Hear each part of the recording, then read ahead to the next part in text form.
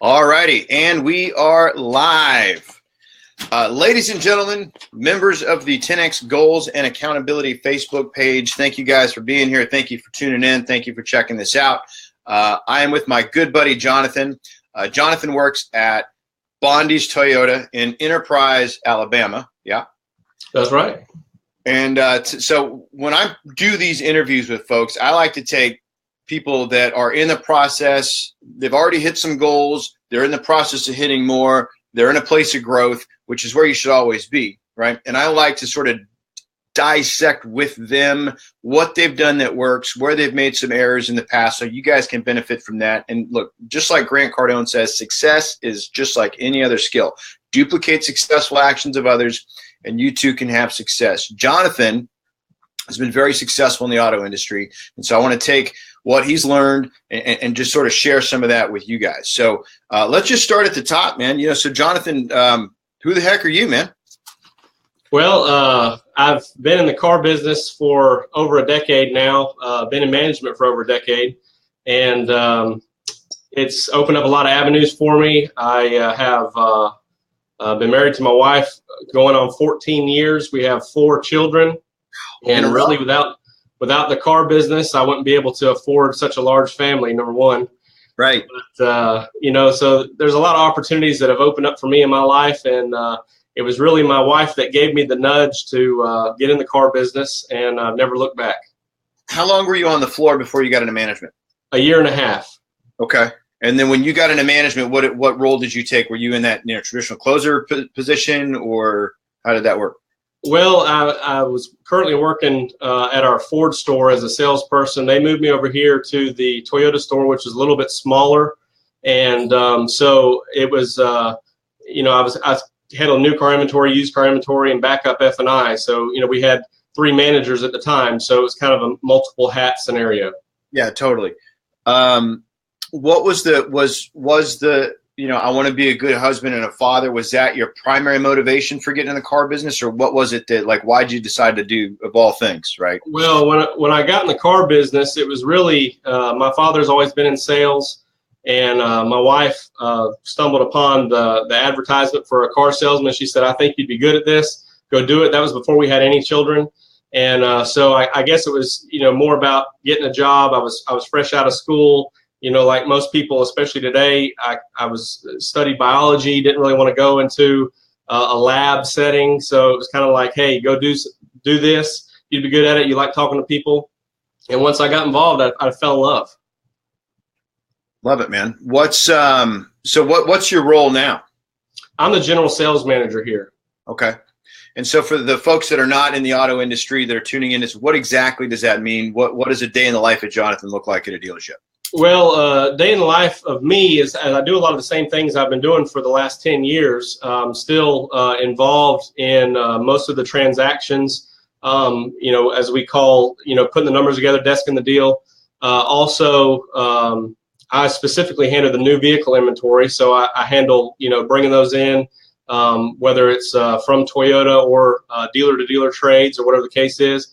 I still appraise trade-ins as well. Basically, that general sales manager is just another level above, where my responsibility is the whole sales department, including the other managers. So yes. I'm involved with, kind of keeping them on the straight and narrow as well as the salespeople. Is there, and this may be a little off topic, but I mean, is there a myth in the car business that you would like to take an opportunity right now to bust? Well, the big myth, and even though I was really young when I got in the car business, people have a little bit of a stigma about car salesmen. And that's why I think it's important for me as I still consider myself relatively young, but just a family man. And what I do every day is with the best interest of my family first, earning a living, supporting them, and allowing them to, reach their goals and dreams in life as well. So it's not to take advantage of anybody. I try to treat everybody as if they were a member of my family and give them the best deal possible that I can. And that's what we're about here at Bondy's. Love it, man. That's fantastic. So how old are you? I'm 35. 35. Okay, cool.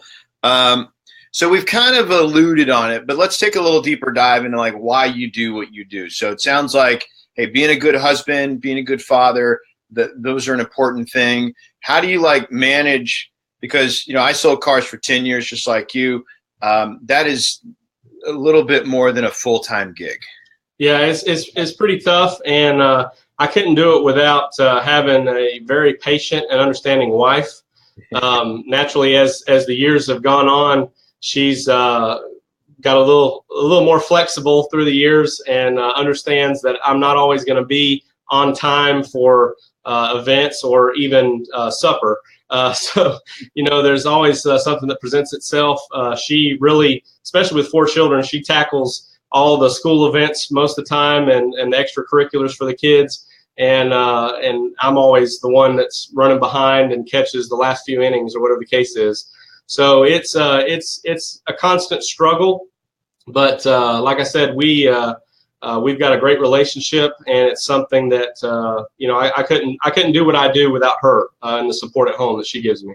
That's awesome. So what is been for you like?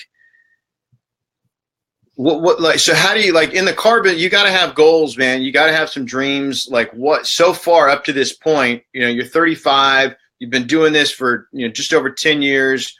Married 14. What goal wise? What has been? I mean, obviously you set goals. So what has been a goal that you set? Maybe had some uncertainty about whether or not you were going to hit it or not, but you stuck on it. You pushed through and you nailed it. What's that goal?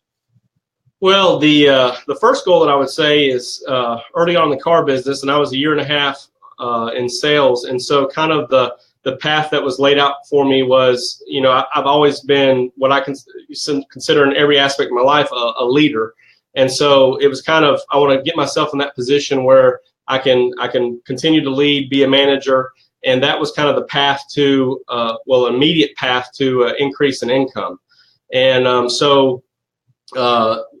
In this last decade that I've been in management and income's been pretty steady, I have set new income goals and also have, of course, store goals and things like that. But the income goal is something that I kind of set far reaching. I'm closest to what I've ever been before, but I'm still trying to press towards that goal.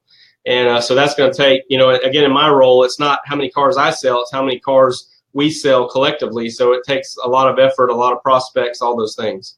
Because really for you guys, and if you're watching and you've been in the car business, you've heard your manager say this 1,000 times, and it can become very easy to gloss it over and just think it's just words. But legitimately, when the team wins, you win. Exactly. And so literally, so for car guys, if you're watching this, if a manager says to you, your success is my success, they freaking mean that. So like, that's not a platitude or just something that they're saying. Like their entire income is based on your success, and they do it that way on purpose, right? So we want to have a successful experience for the guest, which means a successful experience for the salesperson, which means a successful experience for the manager, which means everybody makes money and everybody gets treated correctly. That's right. Yeah, that's fantastic. So as a leader, what's the most important lesson you've learned as a leader?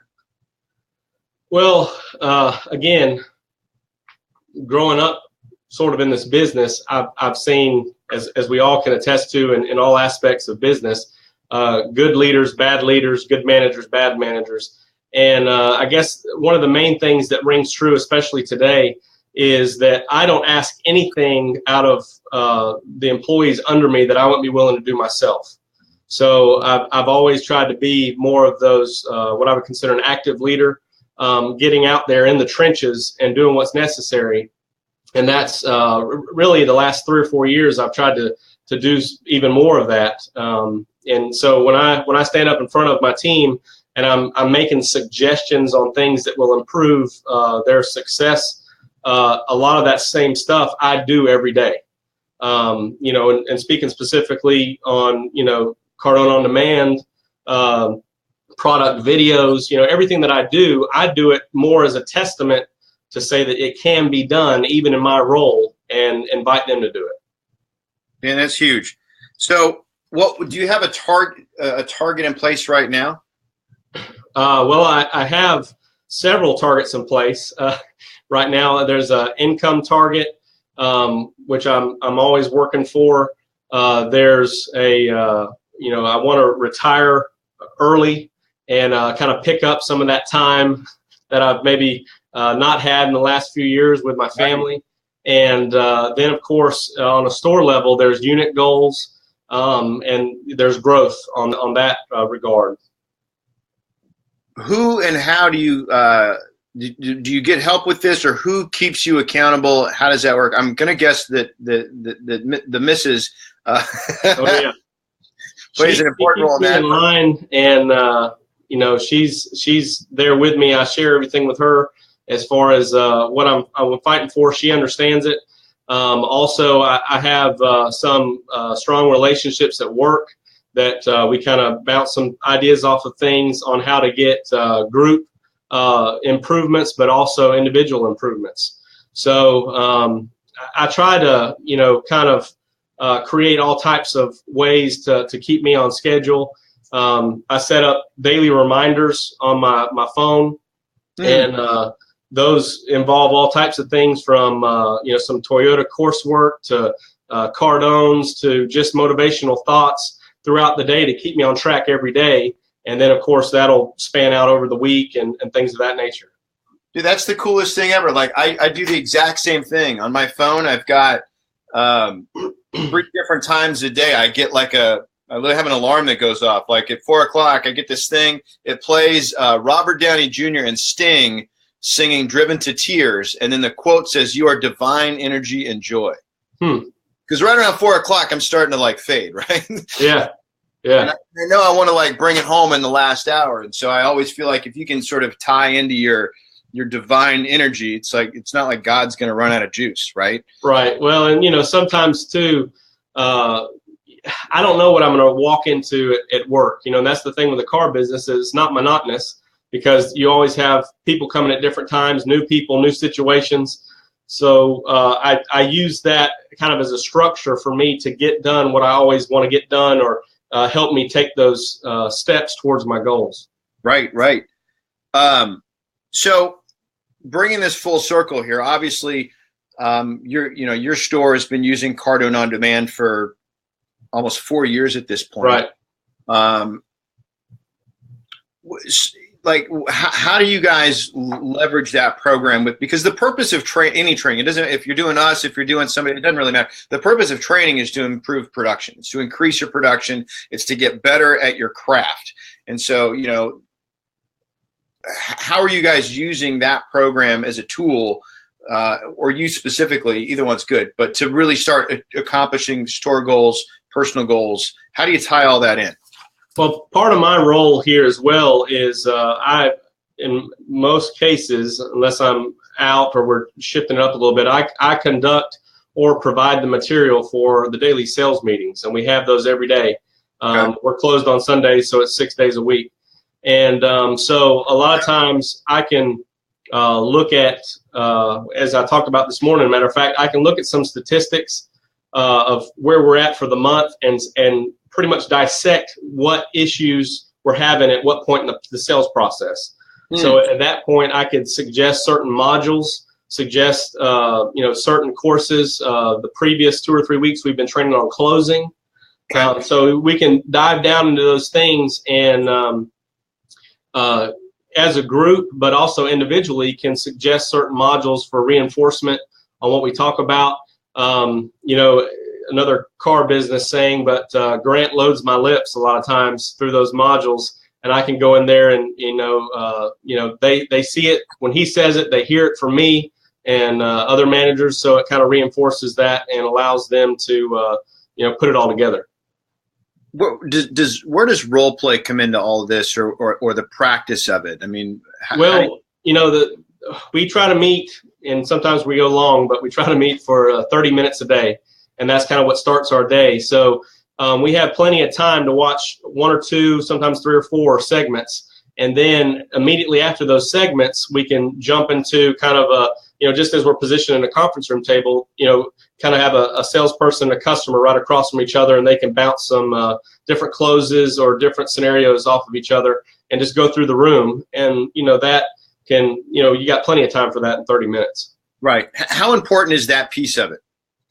It's very important because a lot of times, if you, as a manager, as I'm standing there, I can pick just by listening and being in the room, I can hear who's good at certain things, who's better at other things, and allows me to know sort of what my clients are hearing.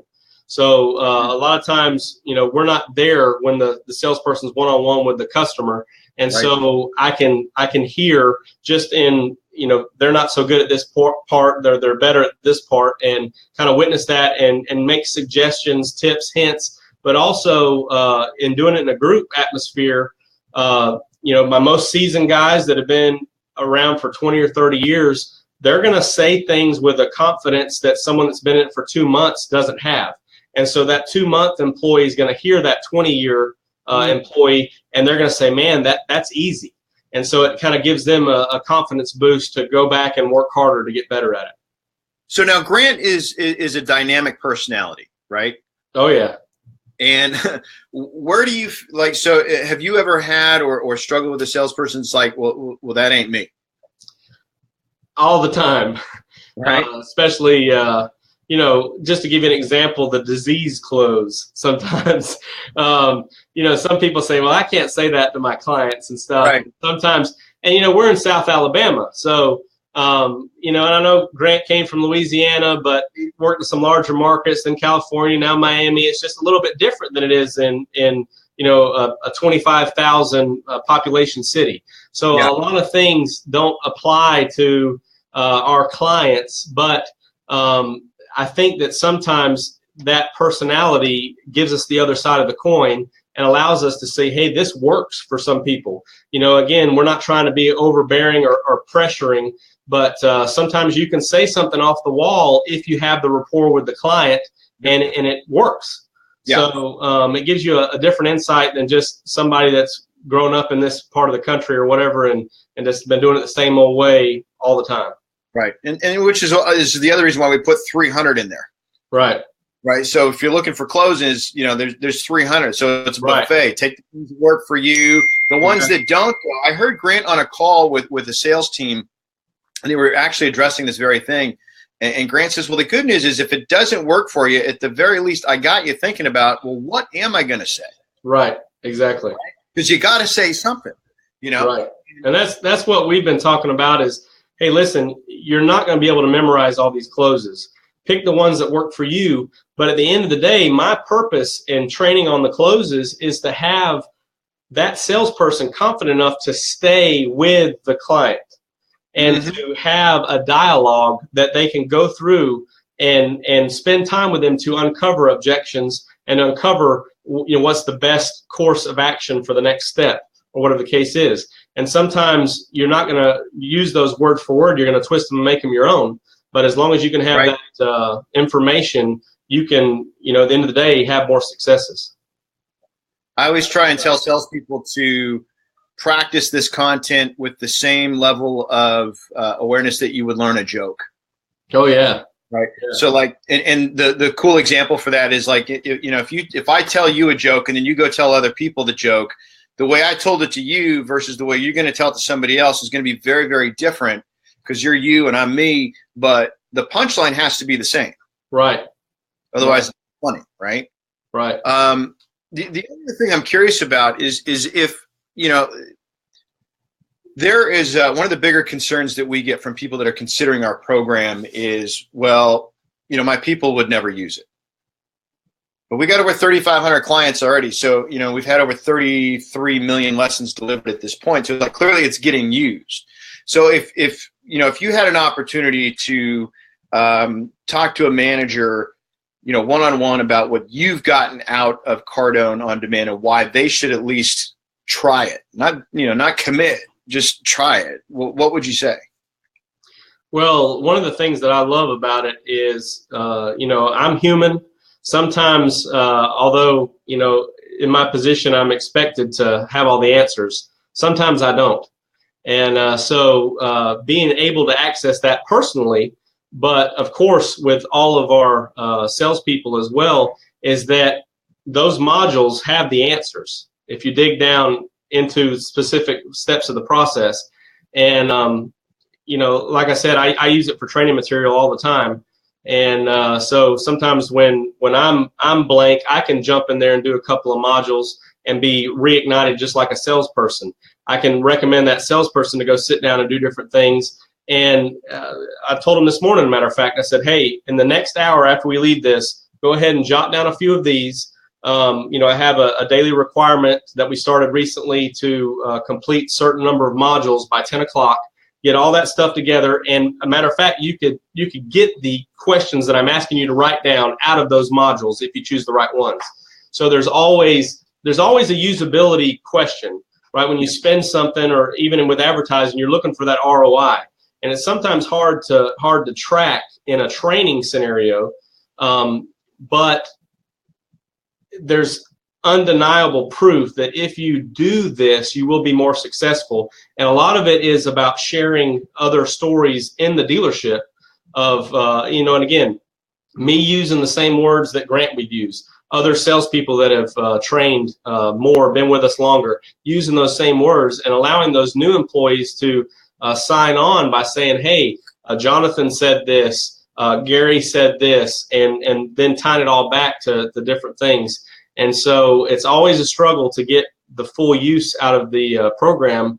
But when you do, there's always information for that next up or that next customer that's going to benefit you. And it's hard to prove or to guess when that's going to happen. And that's why you have to do well-rounded training. Totally. So if I'm so you're Southern Alabama, right? Right. You've got a pretty good, how many Toyota dealers are around y'all? Well, I've got the closest one is about 20 miles away, and then the next closest one is about 40 miles away, and then we've got two that are right about 100 miles. Okay. Do you have people driving that kind of distance to come see you? Yeah, the one that's 20 miles away, we share a lot of customers, a lot of inner PMA selling. But we're positioned in South Alabama where we're, an hour and a half from the beach. We're an hour from Georgia. So we get a lot of clients from all those areas. And, with today, with internet shopping, it's really easy for them to find us and to have an opportunity to create a relationship and do some business together. Here's my 9 a.m. reminder. All right. Says success is a habit. Cool. That's fantastic. So if somebody wants to buy, if someone's in the market for a Toyota and they're in the area, where do they find you? How do they get you? Well, you can Google Bondy's Toyota.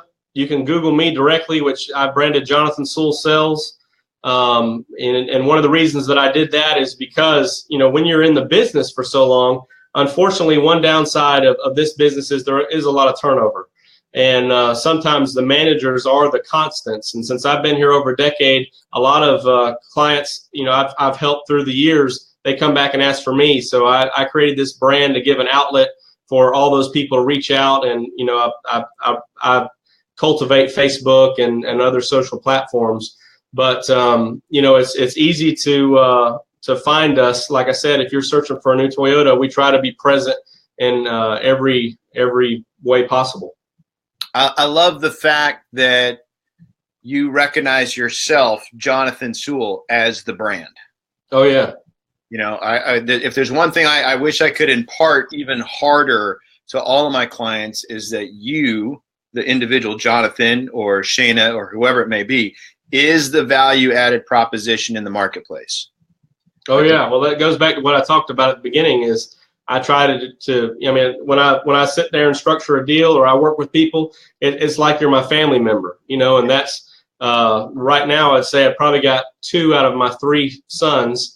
And then I got the baby girl, but 2 out of my 3 sons want to be in sales because they see what kind of fun I have, and they see what type of successes I have with helping people. And that's really what it's about. And so when they look for me, they know they're going to get a higher level of service, not to mention a good deal.